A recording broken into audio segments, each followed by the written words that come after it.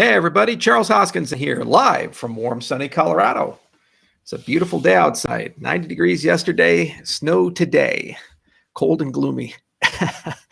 Although I think the tomatoes are going to make it. Anyway, the web scraper picked up an interesting video yesterday, and it was 3 hours long, so I apologize. I did not have the time to go through the entire video, but I did kind of scroll through different areas, and it came from a stake pool operator who's named Cardanoplis, and a really interesting guy. So it was a direct response to my tweet about the Black Lives Matter movement. For those of you who don't know, Brad Garlinghouse did one of the things that annoys me more than anything else. He kind of got on the corporate bandwagon and just hashtagged something without fully understanding or appreciating the movement or anything else. And so I just said, why don't you do something productive and go ahead and advocate for a specific policy change instead of just giving blanket power to a raw movement right now. So anyway, this drew some immediate reaction. So I did a follow-up video about it. And this particular stake pool operator, he went ahead and spent 3 hours analyzing the video and talking about his personal perspective and thoughts on the matter. This is a great moment for me because I made all these videos about propaganda and thinking for yourself and this concept of disagree without being disagreeable. And this is a great demonstration of that. You see, it wasn't a fan video, nor was it an attack video. It was a reasonable, well thought out person giving a stream of consciousness about personal experiences and beliefs to counter ideas that I had and experiences that I have. That's a dialogue. And we both learned something in that process. And it shows me just the quality of the community that we have in the Cardano ecosystem, where people see things that are highly emotionally charged and they get rah, and most people would just attack you and go into attack mode. But instead, our community members, they resist that urge. They take a step back and they say, all right, well, I'm going to tell you what I really think. And the best part of that video was this realization that he had to say, Charles is not Cardano. Cardano is as much mine as it is his. And even where I disagree with him, can't stop me from participating, being part of it, run my stake pool and be just as passionate today as I was yesterday. And that's a really amazing thing. That shows you true decentralization. That shows you the true character of where we're going and how big this thing is going to get, where you can have many different viewpoints in one place and it's stable and people are unified in a common thread. Race is a difficult topic, and I approach it from two different perspectives. One, I've had interesting life experiences. Unlike many people in America who are white, I've been and lived in places where I was the minority. For example, when I grew up in Hawaii during the 1980s and 1990s, all the time, locals would say things like, "Howley, go home." It's a derogatory term for white people. In some cases, throw stuff at us. I remember more than once where people just skip in front of me in line or other things, and cashier let them do it because I was white. I remember in Japan, living in different places, not being allowed to eat at certain restaurants. They'd say things like Japanese only because they didn't want to serve me. And not being allowed to go to certain places. I remember in Africa living there where my personal safety was at times threatened because there was sectarian violence against whites in these areas. And so it does give me a bit of perspective of how unfair it feels to be treated differently just because of the color of your skin, and how terrible society can be when it indulges these vices. None of those situations did those people know me. None of those situations, those people know anything about me or who I am. They just judge me based on the category I happen to be in. And that should never happen, but it often does because human beings do this to each other. And it's a fact of life we've lived with for a very long time because it's hardwired into our culture, our genetics, and it's this evolutionary pressure that makes us suspicious of the other. And it served us well 100,000 years ago, 200,000 years ago, when we lived in tribes and we were a forager culture. And when we want to live in a modern society that embraces the Enlightenment and treat people equally, it works against us. The other side is I've been part of co-opted movements. And I remember the Tea Party. When I joined the Tea Party, it had 3 pillars to it back in 2007, 2008, right when it was getting started. Choose liberty, so follow the Constitution, pretty simple idea. Humble foreign policy means let's stop invading other countries, okay. And sound money, okay, that seems pretty universal. I think many people can get behind that. We had a lot of Democrats, and we had a lot of very liberal people inside the Tea Party because they agreed with these pillars. Then what happened is the movement got co-opted by people like Michelle Bachmann and Breitbart and others. They showed up and said, oh, yeah, we're Tea Party. But now let's talk about how we're going to take gay rights away. And now let's talk about how we're going to get rid of abortion. I said, wait a minute. That had nothing to do with what we were talking about. I didn't sign up for any of this stuff. What the hell is going on? And little by little, the movement got co-opted. The rage and anger stayed. And we made a choice as a nation to embrace the worst instincts of that rage and anger. And we voted in a guy like Trump, who is a simulacrum of some of those core ideas. He doesn't tend to start wars, but he also is an indulgement of our worst instincts as a nation. The Black community had this same situation to a certain extent in the 1960s. They had power. And I'd argue that this movement that's going on right now is the first time they've had power again. In the 1960s, there was a groundswell of support, and they had to choose between people like Martin Luther King and people like Malcolm X. Both were saying true things, and both of them had legitimate grievances. One was a revolutionary change. The other was an iterative, long, hard, brutal change that it would take a lot of time and effort to get through. And the reality was that people who followed that path were signing up for waiting for people to die. They could change active racism to passive racism, but they couldn't get rid of it. And they were signing up for those racists to eventually get so old that they'd no longer have power or positions, and their children hopefully would be redeemable. And that's what happened. One of the most meaningful things I saw in 2016 was an old woman. She was 106 years old at that time, now 111 years old. Her name is Virginia Mclaren. And I'd highly encourage anyone to go to YouTube and watch this video. But she's probably like 4'5", 4'10", real short gal. And she was invited to the White House. And she's a Black woman who grew up in South Carolina, 1909. The Jim Crow South at the core of all of that and at the height of power of the Ku Klux Klan and all of these things. It was not improbable, but it was impossible for a Black president to have existed back then. There was just no reality or path for that to happen. And you could see her at 106 years old, 2 canes, barely able to walk, barely able to see. And she said, a Black president with a Black wife in the White House, in tears, just so much joy on her face. The bookend of her life, the other side of it, is that there was this sense of the arc of how much change had actually happened. That didn't happen in 2016 or 2008. That happened in 1964. And it took that long for the changes that were made then to be reflected and give her that moment. Change is very hard, and you don't get it easily. But if you're committed to it, focused to it, goal-oriented, and you look at things as small victories, you get there eventually, and you give that moment to the people who thought it was impossible or inconceivable.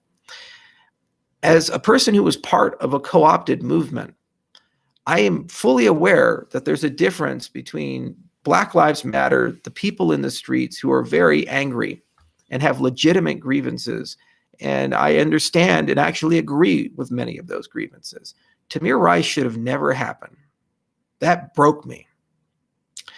But there's a difference between the raw anger and a small group of people who own the trademark and are doing the negotiations and will be the recipients of a lot of power if that crystallizes, who are Marxists by their own words, by their statements, by the actions, the places they've been, the places they've gone. It's that simple. I don't call a person a Marxist unless they tell me they're a Marxist and they actually say it's a good idea and they praise Marxist leaders.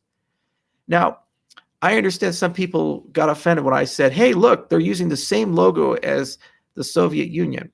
I've been throughout Eastern Europe and the Soviet bloc. Many people in the United States don't understand this, but Soviet symbology is deeply offensive to some people in the former Soviet bloc because they lived through the horrors of that institution. I have people who work for me who have family members who were gulagged, one of which was an artist. And what happened? He had banned literature, a book that he wasn't supposed to have. And he spent 20 years in a camp, coming back, missing his tongue, blind in his left eye, and a broken, crippled back from 20 years of hard labor for possessing a book. This institution, I will remind people, killed 100 million people during the 20th century, from China to Russia, either through forced starvation or death camps. It's not okay to embrace their symbology and philosophy. And anywhere I see any group or institution, regardless of what they're fighting for, touching that, advocating that, or attempting to take advantage of legitimate grievances. And by the way, this is what communists always do. Batista was a horrible human being and did terrible things in Cuba. Che Guevara and Castro took advantage of that and utilized the legitimate grievances to push a very particular philosophy. There were legitimate grievances in the Tea Party, and the same demagogues showed up on the right and tried to take those grievances for political power and to oppress people and to push a dark philosophy, which has now turned into what's happened with Trump. So we have to separate these two things. And power is finite and ephemeral, and you can spend it like a currency. We could have, back in 2008, had we hung together and kept the philosophy, spent that power to stop the wars, to have a balanced budget amendment, sound monetary policy, to have a smaller government, a better America. Instead, we chose to spend that power enabling the worst amongst us, and it's cashed in a reflection of where we have leadership today. So the people behind BLM who are marching in the streets, they have to ask themselves, do they want a revolution or do they want an iteration? It's not satisfying when you talk about an iteration, but you get to experience what Virginia experienced at the end of her life. A revolution often is a failure and you lose everything. And when it's successful, what do you get? Like when you say we want economic justice and political justice and social justice, how do you actually do that? If you really think it through and you say, who will make sure this happens? How powerful does an institution have to be to tell an employer how to act, a religion how to act, an educational institution how to act? If they get the final say, that means ultimately they're in charge of all of the means of production. Every single time the human race has handed so much power to so few, we have ended up in dictatorship. And we have ended up with an institution whose purpose is not to protect us, to empower us, but rather with an institution that's purpose is to protect itself at any cost, even if it has to gulag people. So I understand the anger, I really do, from what meager perception I have. And I understand the nature of power in this respect. And at being part of a co-opted movement, I see the same things happening to this movement. And I'm deeply concerned and worried whether it succeeds or fails, both outcomes will be counterproductive. Now, in my particular tweet, I said, how about you end the war on drugs? Why? Because that's a very goal-oriented thing, and it's one of the last pillars of institutional racism that remains in American law. People who architected that did so to harm minorities. And the evidence for this is clear. On tapes with Haldeman and Nixon and other people during the 1960s and 70s, this is what they were talking about. This was the common notion. We can't control them this way, so let's control them this way. And that institution, which has spent $1 trillion, imprisoned millions of Americans, 1% of our population, and turned entire communities into wastelands of nonviolent criminals, has to go. And if you believe you want less militarized police, you want no more no-knock raids, you want a fundamental change in the relationship and policing in the community, this would be one of the greatest achievements to that end. It's just that simple. And that's a specific goal and a symbol that things can be different and we can achieve things. Second, police unions have to go and the culture has to change. You know, a lot of these departments that are accused of institutional racism, they're led by Black men and women. So what? They wake up and say, well, I happen to be part of this group, but let's go oppress them. No, the problem is that the institutions have no ability to correct themselves. Why? Because bad actors are either protected or because of police unions, it's impossible to fire them. And even if when they get fired, it's easy for them to go to somewhere else and get rehired. It's no coincidence that the people who are continually committing acts of violence against a lot of different people, not just one particular group, happen to have a record of repeatedly doing that, a record of repeated allegations where they were all swept under the rug. So you stop those things and you make progress. Is this satisfying? No, because it doesn't make the dead come back to life. You don't get an apology or I'm sorry. The government never apologizes. But what it does do is the same thing that happened with the Civil Rights Act 1964, is it fundamentally changes the conversation and it puts it along a more productive road. That was my point. Go focus on tangible, real things. Don't go tear down history and hold everybody to contemporary standards and say that everything needs to be thrown out. Everything is unfair. Everybody is bad. White people are the enemy. This is what some people are saying, or at least it's the perception of that. And you know what happens? When that dialogue is pushed, that becomes the image of the movement. It's used by those who don't want these legitimate changes to happen to disable and make the movement fail. Michelle Bachmann did not speak for 99% when she showed up of the Tea Party. But the media made her speak for it because they believed by doing so, it would disarm the movement and prevent the Federal Reserve from being audited, prevent a sound money, prevent a humble foreign policy. That's the truth of the matter. So you have to set the emotions aside and ask, what do you want to achieve and how do you want to achieve it? And is it a long road or a short road? And it may feel really good to get some vengeance and feel really good to tear some things down and beat some people down who have historically been not so good people. But it doesn't actually get you to a moment where real change has happened. That's my entire point. Now, that's my opinion. As a rich white guy here in Colorado who had the privilege to go all around the world and experience different things, and I fully accept and appreciate that that reality and opinion may be very different for other people. The point of this, and the point of this response to his video, is that we can coexist without agreeing completely. And that's the final thing we have to think about. How you build great societies, how you build great institutions, is that people feel free to express themselves without fear of the consequences of expressing themselves. This is one of the reasons why I hate Marxism so much. The core tenet of that state cult is silencing opposition, and the ends justify the means. You're either with us or against us. And if you expressed opinions we don't agree with, you're the enemy and must be destroyed and silenced by any means necessary. There are no counterexamples after a Marxist government's taken root. You can't find one.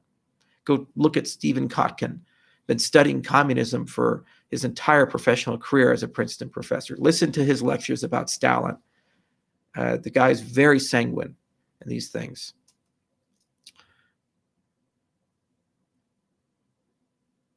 So when we build a community, an ecosystem where people can express themselves and have opinions and not fear that there's going to be blowback or attacks, you know what happens is ideas flow. And then we all realize that our personal view and our personal opinions may not be completely right. We might be missing something. We might be thinking about something in a way that has some fundamentally flawed assumptions, or we're missing context that we need to actually get to a better opinion.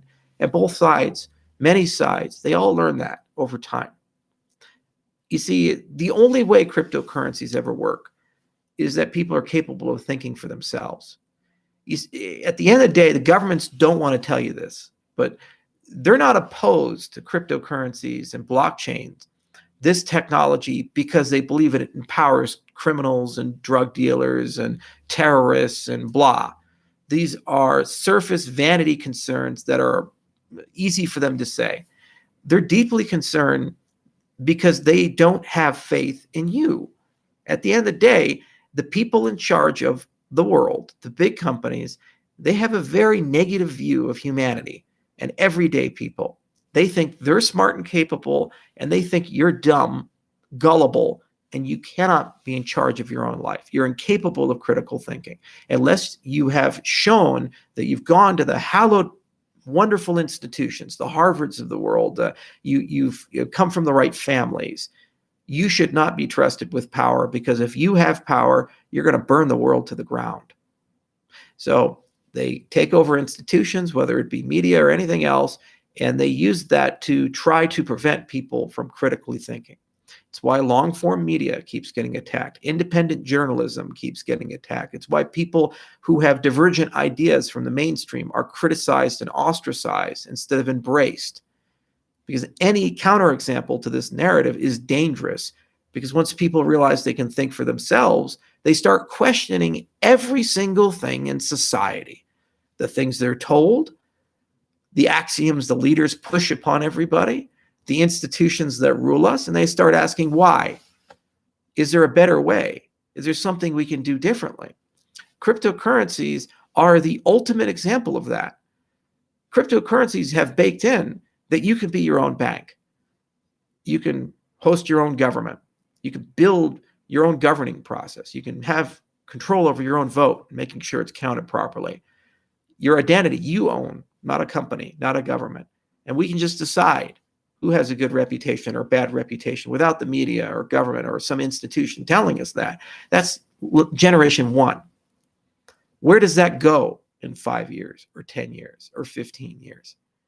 But here's the thing. Those elites, they're right if people are incapable of thinking for themselves. They succumb to propaganda, and they don't feel empowered to have their own opinions and justify those opinions and learn how to listen to each other and engage in dialogue with each other.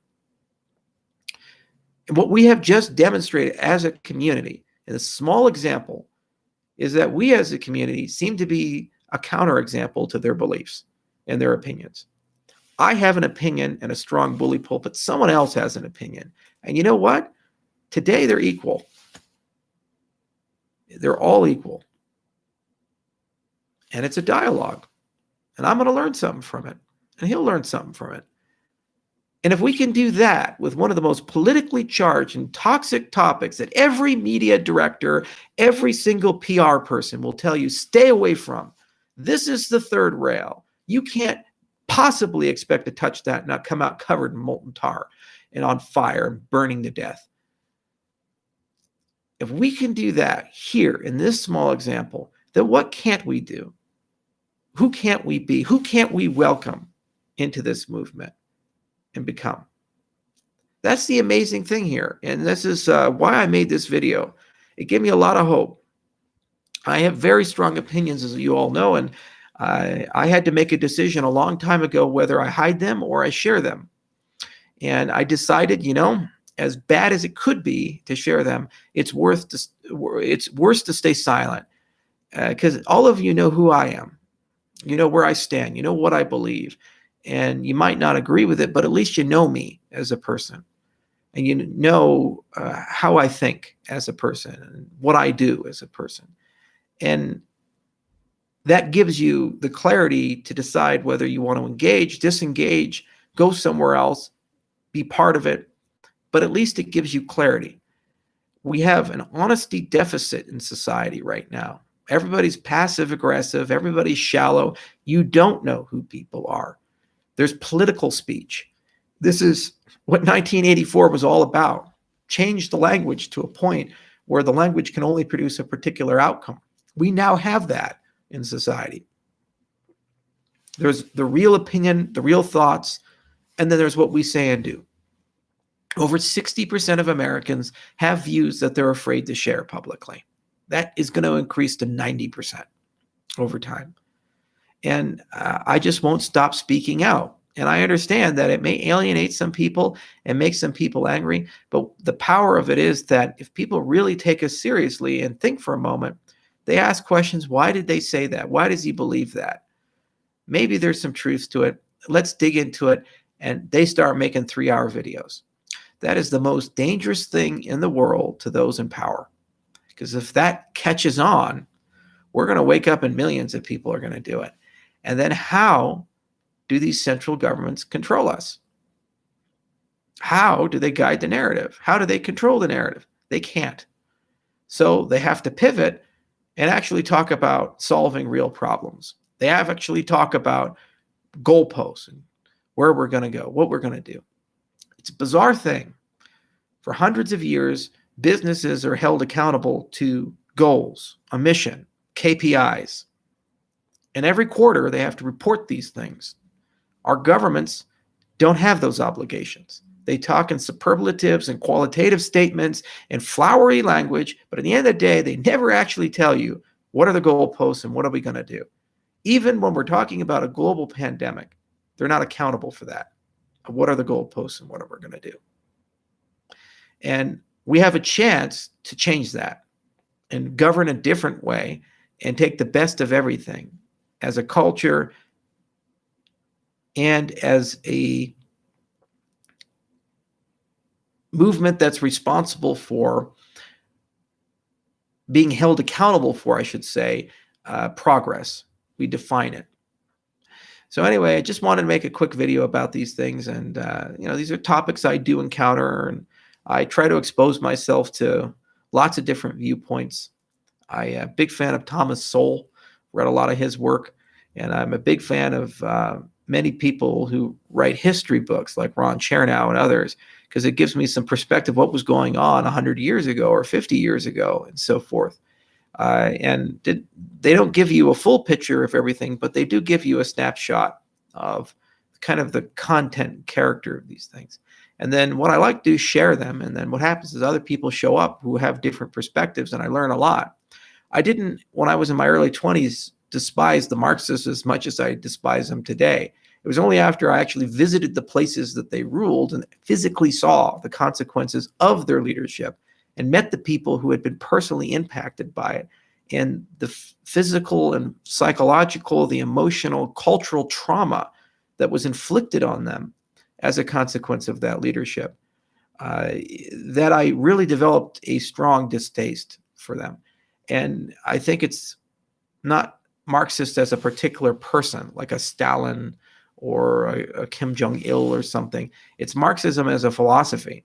The hyper-centralization of power always results in the destruction of society, because the people in power build society around keeping them in power rather than using the power to help the people. Even if you have a beneficent, beautiful dictator in the beginning, everybody gets corrupted. There are no exceptions in human history to that. Point of cryptocurrencies is saying that we can manage a lot of the dimensions of society without building central institutions, but get the same outcome as if they existed, which means we have checks and balances, which means that no one person can co-opt the system and take it over. And whether that's a small system or a large system, it has the same rules. They scale, and everybody is treated equally. As the founder of Cardano, I'm treated exactly the same as the new person who shows up tomorrow to Cardano. That's a very powerful thing, and we don't have that in society today. We are hardwired by years of evolution and culture to think certain ways, and we can put very sophisticated cognitive and cultural and social constructs on top of ourselves to try to resist the temptations of genetics and prior culture. But at the end of the day, it's a Band-Aid, because we just can't change that. Computers don't have that. Protocols don't have that. In essence, they show us who we are on our best days and on our worst days. So I don't know the solutions to everything. I really don't. I seldom have solutions to anything. But I do know the direction where the solutions live and how you get to the solutions. And I'd much rather get there with a movement that values people, allows people to have an opinion and be a free thinker, than get there with a movement that embraces a great leader. And we hope that the great leader is so wise and so capable that that person will lead us to somewhere else and take us where we need to go. I get instantly skeptical when I see these things. And every time I've seen it happen, there's always a poor outcome in that respect. So I'll keep making these videos. Some of you hate them. Some of you love them.